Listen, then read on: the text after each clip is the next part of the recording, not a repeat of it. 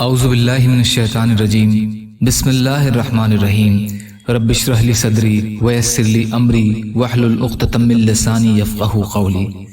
اخلاص نیت کے بارے میں اللہ کے نبی صلی اللہ علیہ وسلم کی حدیثیں۔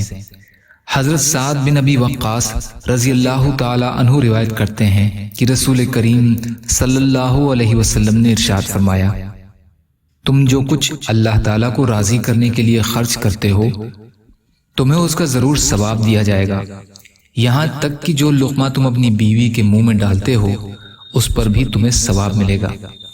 بخاری شریف کی حدیث ہے۔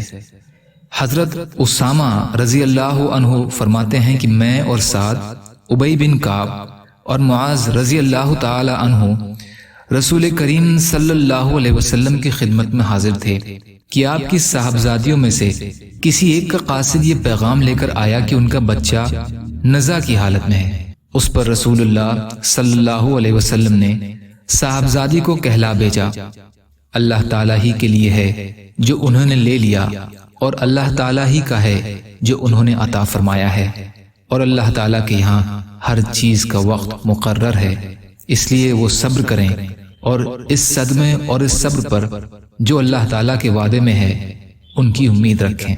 بخاری شریف۔ یا اللہ ہم سب کو کہنے سننے سے زیادہ عمل کی توفیق عطا فرما۔ یا اللہ جو مظلوم ہیں، پریشان حال ہیں، بیمار ہیں، قرض میں ہیں، بے روزگار ہیں، محتاج ہیں، ان کی مدد فرمائیے۔ یا اللہ جو دنیا سے ایمان کی حالت میں چلے گئے ان کی مغفرت فرمائیے۔ ہم سب کو اپنی حیثیت کے برابر اپنا حق ادا کرنے والا بنائیے۔